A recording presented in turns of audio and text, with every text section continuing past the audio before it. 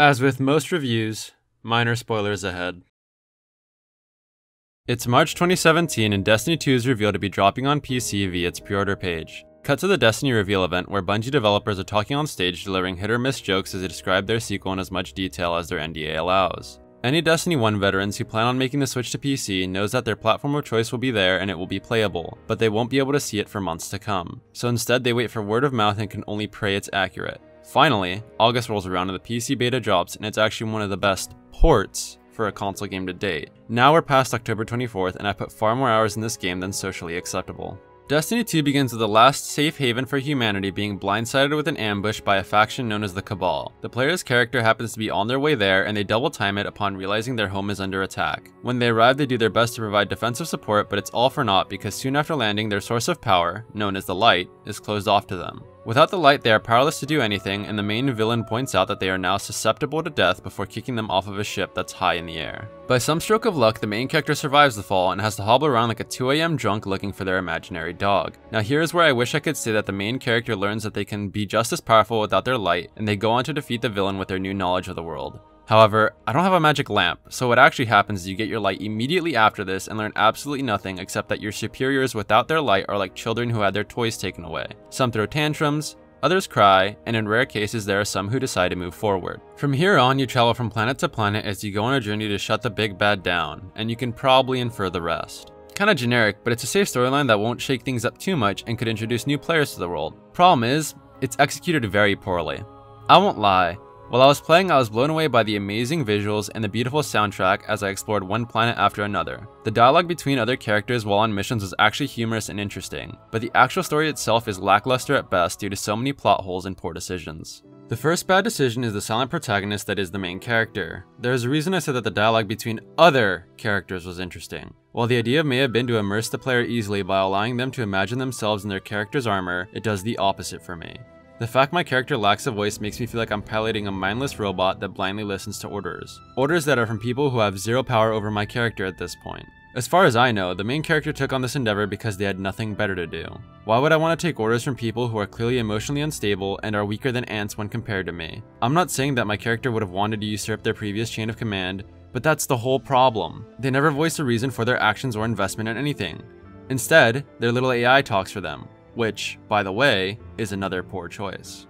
If you're gonna have someone say things that the main character would have said normally, just have the main character say them. It's so weird hearing this tiny little AI talk about how they are going to help take out enemies when it can do nothing but resurrect you in a combat scenario. There are even times where the game acknowledges your character doesn't talk, and I think it's supposed to be humorous, but it honestly just feels like a slap in the face. It's like the game is admitting that you're going to be a good little hero and save everyone because they told you to, and not because you care about anything going on. Maybe it's a stretch, but it's somewhat belittling. My last notable issue that I can get into without delving into spoilers is how bad the Chosen One trope is for this kind of game. Many people have pointed this out, and it's somewhat low-hanging fruit, but Destiny 2 is a game where the character you play as is the one and only. However, while exploring planets, you encounter other players with the same abilities and power as you. Not only that, but the game advocates playing with others, which means playing in a squad of 3 through a campaign meant for a one-man army. Again, it's so contradictory when you build a whole game around the idea of working together with others and forming clans, yet the main story is all about one godlike person. The story overall is very flawed, and this is without me pointing out that it feels like an expansion repurposed into an all-encompassing campaign.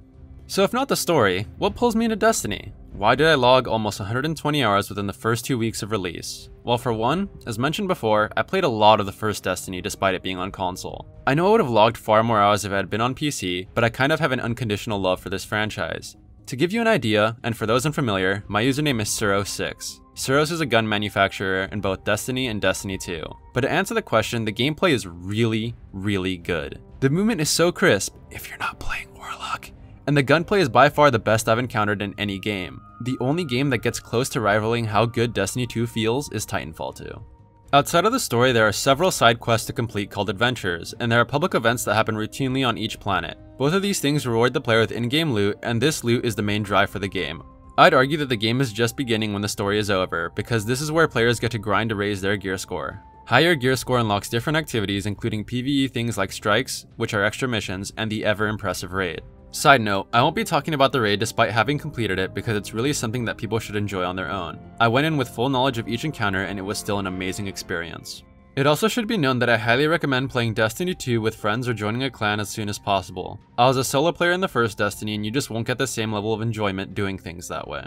I mentioned that the game's visuals are breathtaking, and I want it to be known that this wasn't an exaggeration. Each planet looks like a beautiful set piece, and there are a few games that match the quality that this game delivers on PC. This is backed by an amazing soundtrack that really brings the world and atmosphere to life. Not only that, but the performance puts any other game that's released across multiple platforms to shame. Yeah, there are still some issues, but Bungie and Vicarious Visions really knocked it out of the park with this one.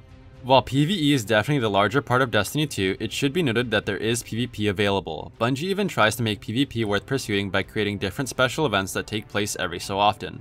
However, I find it imperative to say that if you're looking at Destiny 2 for PvP and you don't have any friends to play with, do yourself a favor and play something else. As it is right now, it is not in a very good spot in general, and that goes double for people who are playing solo. Most shooters favor people that roam around together as a group, but in Destiny 2 it is paramount that you do exactly that or you will be stomped. When you're playing on your own, it's pretty difficult to implement that strategy. This leads to games that drag on far too long with rewards that don't justify the time spent. When Destiny 2 first dropped, PvP as a whole was one of the most abysmal experiences I have ever had the displeasure of putting myself through.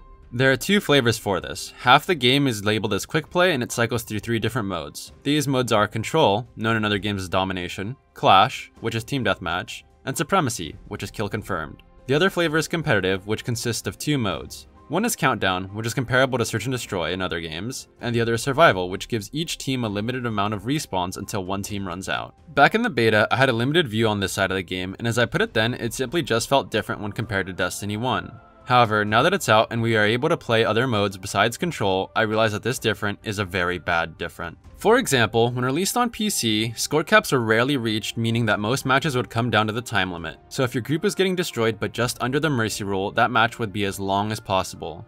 Good examples of game types that were consistently like this are Supremacy and Control. Initially in Supremacy, kills weren't rewarded unless tags were picked up, and even then it was only 1 point. The score limit was 50. If we distributed things evenly in the 44 format, that meant that one team would have to eliminate each member on the enemy team 12 times and some change. However, the issue wasn't getting kills, it was actually retrieving drops that caused problems since teams moved together and could easily pick up fallen teammates' tags. This effectively made games move at a crawl. Some credit should definitely be sent Bungie's way though, because they are definitely responding to criticism, and it has since changed several values in PvP, including score limits. Yet it still feels like some game types could be so much better. My main issue with it now, despite games actually ending before the time runs out, is that each match still feels really slow. I think it was because of the 44 format that was adopted with its sequel. Action feels few and far between, and a lot of gunfights end with someone retreating whenever possible. I think map design also plays a huge role in this issue, as Destiny 2 seems to favor playing around choke points as often as possible. This feels quite unlike its predecessor, which had maps that felt far more open. Sure, there were specific areas where most of the action took place, but that's because those areas provided enough angles for a skirmish to actually occur. I prefer that a lot more than walking through the wrong doorway and meeting 4 gun barrels that are trained on my head. Moving away from quick play, I want to say that competitive is really the only way I could actually enjoy playing PvP. This isn't so much because it's seen as a more serious mode, but because the game modes are actually well made. Maps lend themselves well to having limited respawns, and the spawn system isn't completely broken like it is in the more casual modes. Switching between competitive and quick play definitely makes me wonder if Bungie put most of their focus on these new modes and simply assumed that their old modes would be fine. The last thing I want to say about PvP, and perhaps the most important thing I want to say about it, is that it functions on a peer-to-peer model. Yup, a first-person shooter in 2017 is using perhaps one of the worst network models for its player versus player experience. It's horrific. That alone is enough to make me never want to touch quick play or competitive unless I have a quest for it. So with that in mind, my final verdict on this area of the game is that it is below average and definitely not worth coming to this game for.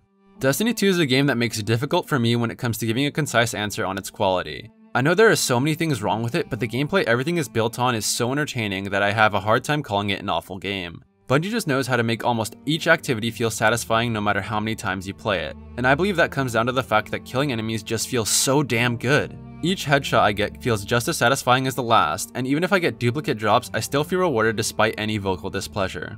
There is one thing I want to clear up for anyone who hasn't played the first Destiny when it released. While scouring the internet for opinions, you probably heard this statement: Destiny 2 Year 1 is at least better than Destiny 1 Year 1. I'm also at fault for saying that at one point as well, but I want to make it clear that this isn't praise. At least, it shouldn't be seen as praise. Going from Destiny 1 to Destiny 2 in terms of story is like going from something like this. No wonder Guardians considered this site sacred, now that Kate is back in the fold. All we need is to find Ikora, make the Vanguard whole again, and bring down the Almighty. No. No, no, no, no, no, no, no. No, fuck. God damn it. God damn it. God damn it.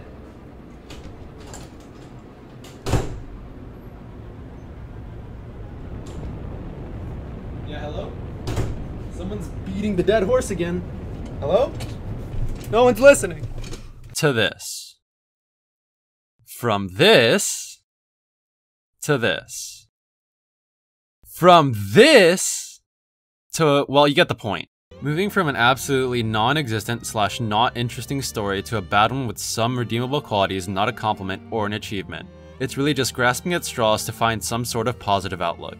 I'd be lying if I said that Destiny 2 isn't a flawed game. I was really disappointed by its story, PvP feels like a tragic mess, there are several connection issues thanks to its peer-to-peer network model, and the idea of character development as a whole is pretty much tossed out the window. But I still keep logging on daily because of how well designed and implemented its gameplay is, along with performance on PC that has become rock solid after a few hotfixes.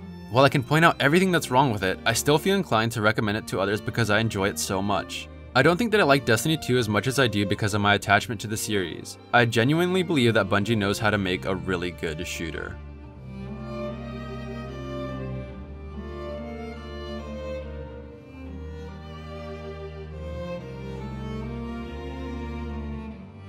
For more reviews on video games and hardware alike, as well as first looks, editorials, and build guides, be sure to head over to KBMOD.com.